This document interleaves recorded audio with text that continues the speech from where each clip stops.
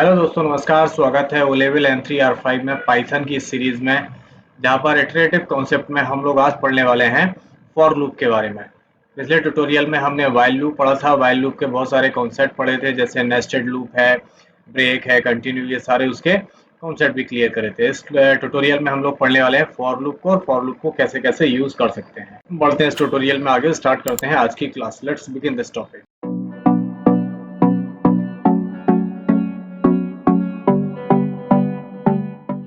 Python में for loop का उपयोग किसी अनुक्रम यानी सीक्वेंस जैसे लिस्ट है, स्ट्रिंग या रेंज के सभी आइटम को एक एक करके दोहराने के लिए यूज किया जाता है। फॉर का यूज करके हम लिस्ट है, स्ट्रिंग है या रेंज है या टपल है, इन सारी चीजों के अंदर जो डेटा हम स्टोर करते हैं, सीक्वेंस जो स्टोर करते हैं, उसे प्रिंट करने के लिए, उसे रिपीट करने के लिए हम फॉर लूप का यूज करते हैं। स्ट्रिंग का भी, स्ट्रिंग के साथ भी इसको यूज कर सकते हैं, लिस्ट है, टपल है, सेट है, इन सब के साथ हम फॉर लूप का यूज कर सकते हैं, क्योंकि वहां पे स्ट्रिंग टाइप में डेटा स्टोर किया जाता है। अब इसको यूज कैसे करते हैं, तो उसके लिए मैंने यहाँ पे एक एग्जांपल लिखा है। अब यहाँ पर हमने एक लिस्ट बनाई है, उसमें 1 2 3 3 वेरिएबल दिए हैं, उसे हम आई में स्टोर करवा रहे हैं।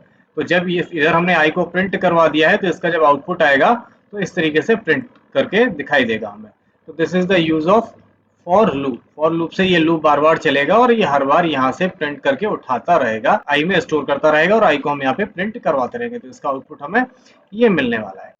अब इसका यूज करके देख लेते हैं हम किसके साथ कैसे यूज कर सकते हैं। अभी हम देखते हैं पाइथन लूप को, फॉर लूप को यूज करेंगे लिस्ट के साथ में। तो यहाँ पे मैंने एक प्रोग्राम बनाया है, उसमें एक लिस्ट बनाई है, जिसमें एक वेरिएबल का नाम दे दिया है फ्रूट्स। फ्रूट्स के अंदर लिस्ट है। लिस्ट आपको पता होगा हमेशा बिग ब्रैकेट से यहाँ पे बनाई जाती है। उसके अंदर हमने यहाँ पे 3 फ्रूट्स के नाम लग दिए हैं, एप्पल, बनाना और मैंगो। अब यहाँ पे हमने फॉर लूप यूज किया है। ठीक, फॉर लूप यूज किया है। फॉर यहाँ पे एक दूसरा वेरिएबल है फ्रूट नाम से, यहाँ पे ये फ्रूट्स है और यहाँ पे ये फ्रूट नाम से है। तो यहाँ पे क्या कर रहे हैं, ये फ्रूट्स की वैल्यू को फ्रूट के अंदर रख रहे हैं। ठीक, और यहाँ पे फ्रूट को प्रिंट करवा दे रहे हैं। अब ये फॉर लूप यहाँ से वैल्यू बार बार उठाएगा और यहाँ पे रखेगा और यहाँ प्रिंट करेगा। इसका आउटपुट आपको कुछ इस तरीके से आएगा। एक बार में एप्पल उठाएगा, फिर बनाना उठाएगा, फिर मैंगो उठाएगा। इस तरीके से हम लिस्ट के साथ भी फॉर लूप यूज कर सकते हैं। उसी तरीके से हम टपल के साथ भी यूज कर सकते हैं। हमने यहाँ पे टपल यूज किया है। टपल को पता है स्मॉल ब्रैकेट के साथ यानी पैरेंथेसिस के साथ यूज करते हैं।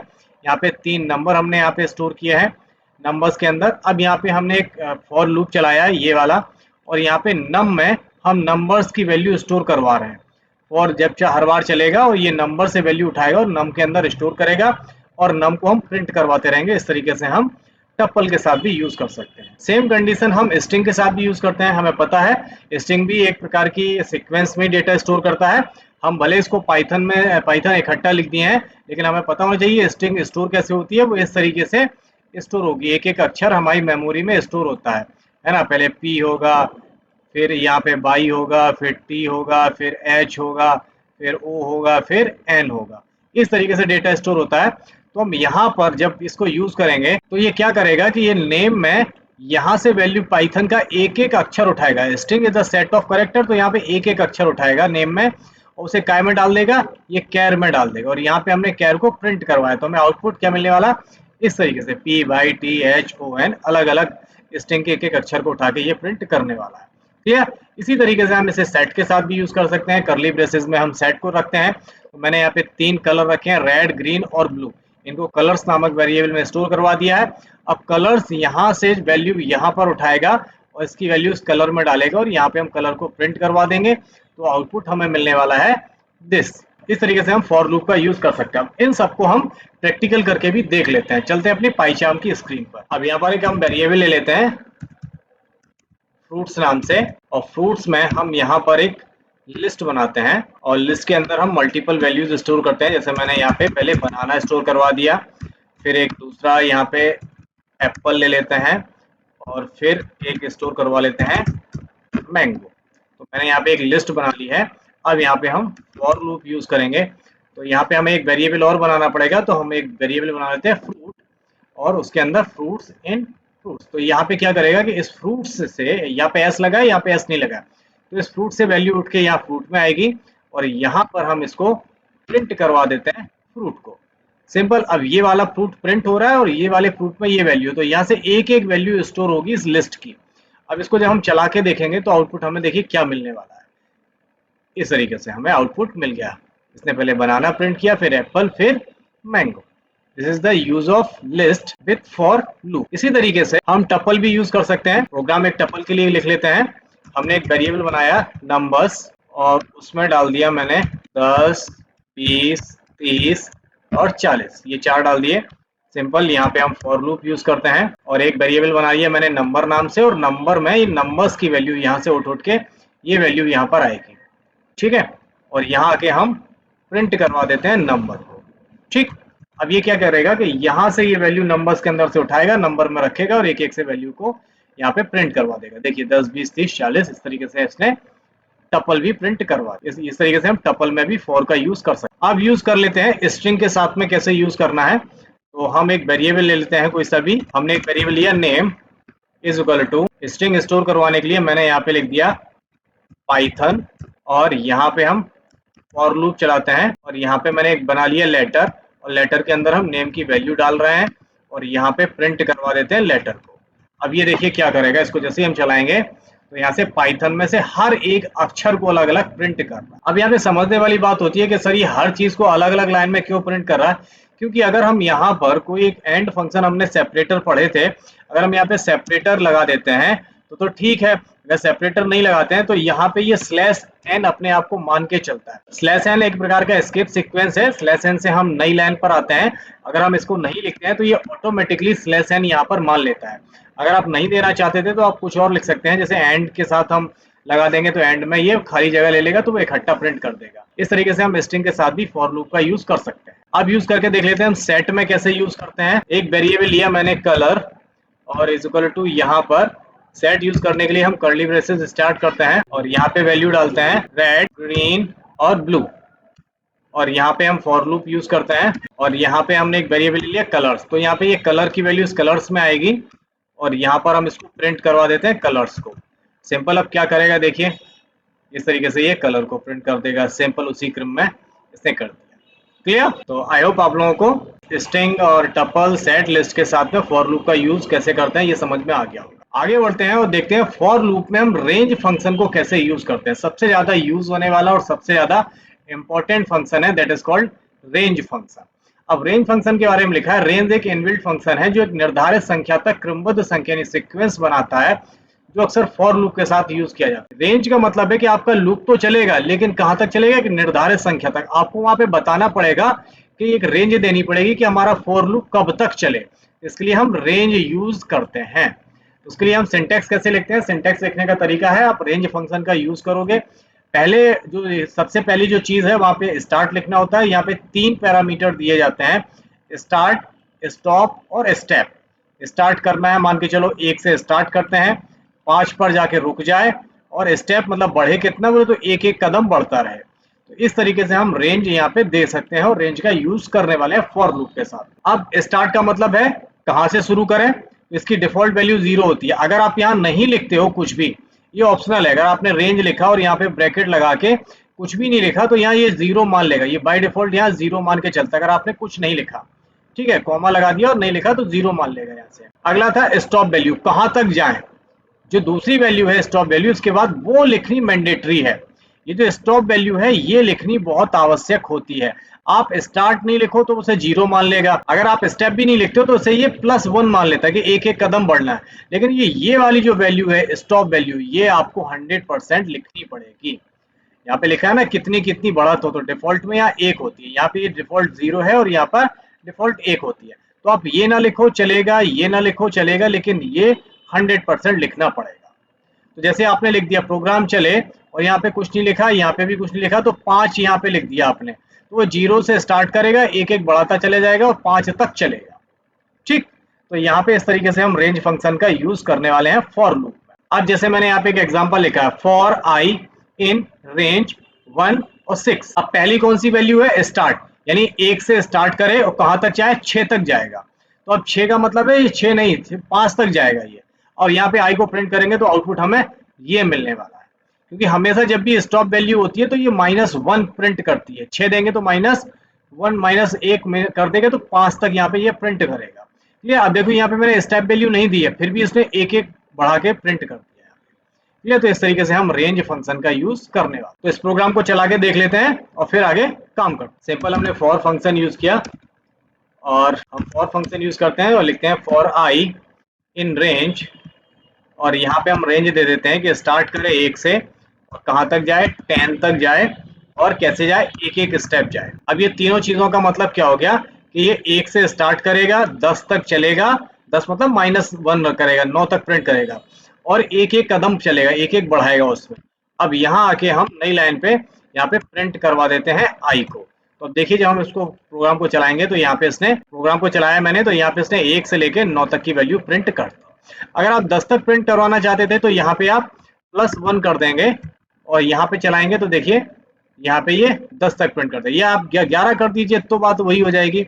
अब देखिए चल जैसे यहाँ इसने 1 बढ़ाया, अगर मैं यहाँ 2 कर दूं, ठीक, तो देखिए क्या करेगा ये इसमें 1 3 5 7 9 सब में 2 2 बढ़ाता चला जा रहा है। क्लियर। तो इस तरीके से आप स्टेप भी डिसाइड कर सकते हो।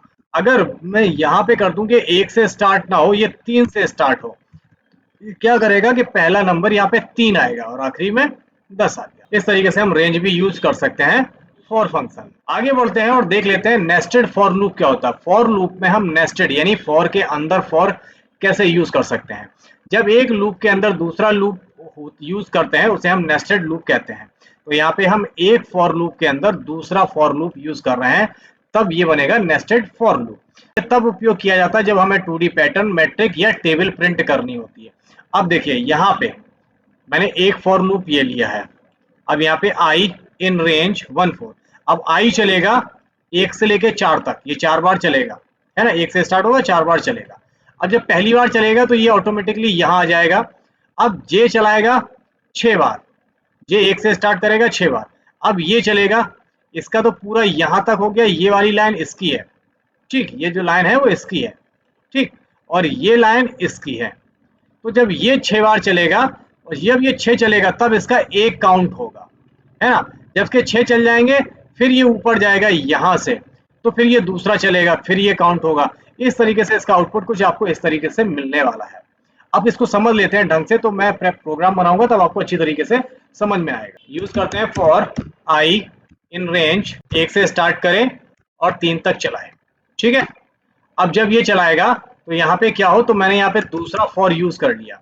तो यहाँ पे हमने एक दूसरा वेरिएबल ले लिया जे इन रेंज, इसे 1 से 3 तक इसको भी चलाएं, या इसको हम 1 से 4 कर लेते हैं।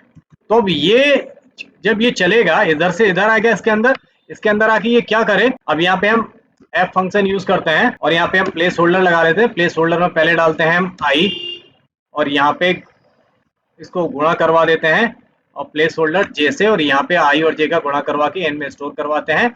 अब ये क्या करेगा, देखिए ध्यान से, अब सबसे पहले ये वाली लाइन चलेगी और ये 3 बार चलनी है। तो जब पहली बार चलेगी तो प्रोग्राम आएगा इसके अंदर, ठीक है। अब जैसे ही इसके अंदर आया तो यहाँ पे जे इन रेंज 1 से 1 से स्टार्ट होगा 4 तक, तो ये पहली बार चल रहा है, पहली बार, तो ये इधर इसके पास आ जाएगा। अब यहाँ पे क्या हो रहा है, आई के अंदर ये आई की वैल्यू इधर आ जाएगी और जे की वैल्यू जे के अंदर आ जाएगी। अब आई में क्या है, अभी 1 से स्टार्ट हो रहा है तो 1 यहाँ होगा, 1 यहाँ होगा, इन दोनों का गुणा होकर यहाँ पे ये प्रिंट करवा देगा, ठीक। अब यही काम ये 4 बार करेगा। पहले आई में अभी 1 है, फिर यहाँ पे 2 आएगा, 3 आएगा, 4 आएगा, और 4 आने के बाद तब हम यहाँ पे दूसरी वाली प्रिंट पर, दूसरे वाले सीक्वेंस पर, स्टेप पर आ पाएंगे। अब यहाँ आने के बाद हम इसको यहाँ पे प्रिंट करवा देते हैं, प्रिंट, और यहाँ पे dash dash dash dash print करवा देते हैं। अब ये डैश डैश कब प्रिंट होगा, जब ये 4 बार चल जाएगा तब ये लाइन प्रिंट होगी। अब ये लाइन 4 बार चलेगी और 4 बार चलने के बाद ये तब 1 बार प्रिंट होगी, फिर ये दोबारा से 4 बार चलेगी, तब ये लाइन फिर 1 बार प्रिंट होगी। इस प्रोग्राम को चला के देख लेते हैं कोई एरर आता है या सक्सेसफुली चल रहा है। सिंपल क्लिक किया और देखिए यहाँ पे प्रोग्राम इसने इस तरीके से चला दिया। अब आपको समझ में आया कि ये यहाँ पे 4 बार का मतलब है ये 3 बार यहाँ पे ये चला, देखिए ये लाइन चली, फिर ये लाइन चली, फिर ये लाइन चली, फिर वापस आके ये 2 बार, दूसरी बार में ये चला, तो यहाँ पे आई में 2 आ गया, तो फिर ये लाइन चली, फिर ये लाइन चली, फिर ये लाइन चली, और आखिरी में इसने ये वाली लाइन को प्रिंट करवा दिया। इस तरीके से हम नेस्टेड लूप को भी यूज कर सकते हैं, ठीक, इसको बोलते हैं हम नेस्टेड फॉर लूप। क्लियर। तो आई होप आप लोगों को नेस्टेड फॉर लूप अच्छी तरीके से समझ में आ गया होगा। अब आगे देख लेते हैं, पाइथन में हम फॉर लूप का यूज करेंगे एल्स क्लॉज के साथ में। हमने व्हाइल को भी यूज किया था, एल्स के साथ में हम फॉर को भी यूज कर सकते हैं। लूप के बाद एल्स ब्लॉक दिया जाता है जब किसी फॉर लूप जब बिना किसी ब्रेक के समान रूप से पूरा होता है तो एल्स ब्लॉक चल जाता है। जैसे मैंने प्रोग्राम बनाया है फॉर आई एन रेंज 3, यानी 3 बार ये आई को प्रिंट करेगा और एल्स दे देंगे। एल्स के बाद यहाँ पे ये वाली लाइन, यानी ये वाली हर बार प्रिंट होगी जब जब ये लूप पूरा होगा। जब ये लूप पूरा हो जाएगा तब ये लाइन 100% प्रिंट होगी। ठीक, इसका आउटपुट कुछ इस तरीके से आने वाला है, इस तरीके से प्रिंट हो। अब यहाँ पर देखिए, और इसका आउटपुट आएगा ये, इसका आउटपुट ये आने वाला है, ये 1 और 2 चलाएगा। ठीक है, इसके बाद ये यहाँ पर आ जाएगा। ठीक है, क्योंकि ये -3 तक रहेगा, -1 रहेगा, -1 का मतलब है ये 2 तक चलेगा, तो ये 2 के बाद ये हो जाएगा। ये बिना ब्रेक के हमने यूज किया है। अब यहाँ पे दूसरा प्रोग्राम बनाया है, इसमें मैंने इफ कंडीशन यूज करी है। ये कब रुकेगा, ब्रेक, यहाँ पे ब्रेक भी लगाया, ब्रेक कब कर देगा, जब i = 3 होगा। ये 5 तक चलना है, लेकिन जैसे ये 3 पर आएगा तो ये ब्रेक कर देगा। उसके बाद यहाँ पर प्रोग्राम ये वाला है। अब ये ब्रेक हो जाएगा तो ये नीचे आएगा ही नहीं, सिंपल सी बात है ना। तो इन दोनों प्रोग्राम को चला के देख लेते हैं। हमने यूज किया फॉर आई इन रेंज, और इसको चलाते हैं 4 तक, और यहाँ पे आई को प्रिंट करवा देते हैं, और फिर यूज करते हैं एल्स, और एल्स में प्रिंट करवा देते हैं लूप फिनिश्ड। ये हमने प्रिंट करवा। अब ये क्या होगा, ये 4 बार चलने के बाद आखिरी में ये लूप फिनिश की लाइन आ जाएगी। ये 3 बार चला क्योंकि -1 हो जाए, हम भी भूल जाते हैं। तो -1 तक ये -1 ये नीचे 3 तक चलेगा, और आखिरी में लूप फिनिश की लाइन इसने प्रिंट करवा दी। तो इस तरीके से हम फॉर के साथ एल्स का यूज भी कर सकते हैं। क्लियर है, समझ में आ गया होगा। अब इसी में हम इफ का यूज करके देख लेते हैं। अब इसे 4 तक चलना है, लेकिन मैं यहाँ पे चेक करवा ले रहा हूँ 4 तक नहीं, थोड़ा 5 तक चला लेते हैं, या 6, 7, 8 तक चलाते हैं। इसको चलाते हैं 8 तक, और यहाँ पे हम यूज करते हैं इफ आई = 5। तो क्या करें, प्रोग्राम हो जाए ब्रेक। सिंपल, जब आई में 5 आएगा तो प्रोग्राम ब्रेक हो जाएगा, और नहीं हुआ तो हम यहाँ पे प्रिंट करवाते रहेंगे आई को, और यहाँ पर हम एल्स यूज करेंगे। एल्स में भी प्रिंट करवा देते हैं प्रिंट लूप फिनिश्ड। ठीक, अब इस प्रोग्राम को बहुत अच्छी तरीके से समझना आपको। पहले चला के देखते हैं, फिर प्रोग्राम को समझाते हैं। देखिए, 0 से स्टार्ट हुआ, 0, 1, 2, 3, 4, 5 पे आके रुक गया। अभी यहाँ 8 है, तो 8 का मतलब ये 8 पे 8 स्टॉप वैल्यू है, क्योंकि हमने ना तो स्टार्ट वैल्यू दी है ना स्टेप दी है। तो स्टार्ट वैल्यू को ये 0 मानेगा, तो 0 माना, यहाँ पे आया, चेक किया i = 5, तो i में तो अभी 0 है, तो 0 है नहीं, तो यहाँ पे ब्रेक भी नहीं करेगा, तो प्रिंट यहाँ i को यहाँ पे इसने 0 प्रिंट कर दिया, क्योंकि प्रोग्राम हमेशा स्टार्ट वैल्यू 0 आता है। फिर ठीक है, फिर यहाँ पे i को प्रिंट करवा देगा, और फिर वापस जाएगा यहाँ पे। अब i हो जाएगा, एक स्टेप बढ़ेगा तो i में 1 आ जाएगा। फिर इसको चेक करेगा, ये भी कंडीशन फॉल्स है, तो फिर यहाँ आएगा, यहाँ पे 1 को प्रिंट करवा देगा, वापस जाएगा, i 2 हो जाएगा, 2 भी सही नहीं है, तो फिर से ये 2 को प्रिंट करवा देगा। फिर वापस जाएगा, यहाँ पे 3 हो जाएगा, तो 3 भी नहीं है, तो 3 प्रिंट करवा देगा। इस तरीके से 4 हो जाएगा, ये 4 को भी प्रिंट करवा देगा। जब 4 होने के बाद 4 प्रिंट हो जाएगा, तो यहाँ वापस जाएगा, तो यहाँ एक वैल्यू बढ़ाएगा 4 में, तो 4 हो जाएगा 5। अब यहाँ पे कंडीशन चेक हुई, i = 5, तो 5 है, तो प्रोग्राम को यहाँ उसने ब्रेक कर दिया। ब्रेक होने के बाद प्रोग्राम यहीं से बाहर चला गया, इधर आ गया, फिर ये लाइन भी प्रिंट नहीं होगी। सिंपल दिख रहा है, ये लाइन प्रिंट नहीं, क्यों, प्रोग्राम 5 आने पे ही ब्रेक हो गया है। क्लियर, समझ में आया। तो हम फॉर के साथ में इफ ब्रेक का भी यूज कर सकते हैं। क्लियर, तो आई होप आप लोगों को फॉर फंक्शन के साथ लूपिंग अच्छी तरीके से समझ में आ गई होगी, जिसमें मैंने रेंज, नेस्टेड लूप वगैरह सारी चीजें आपको समझाने की बहुत अच्छी तरीके से कोशिश की है। इसके अगले ट्यूटोरियल में कुछ प्रोग्राम बनाएंगे, कुछ नए टॉपिक को पढ़ेंगे। तब तक अपना ख्याल रखिए, स्वस्थ रहिए, सफाई बना के रखिए। टेक केयर, गुड बाय, जय हिंद।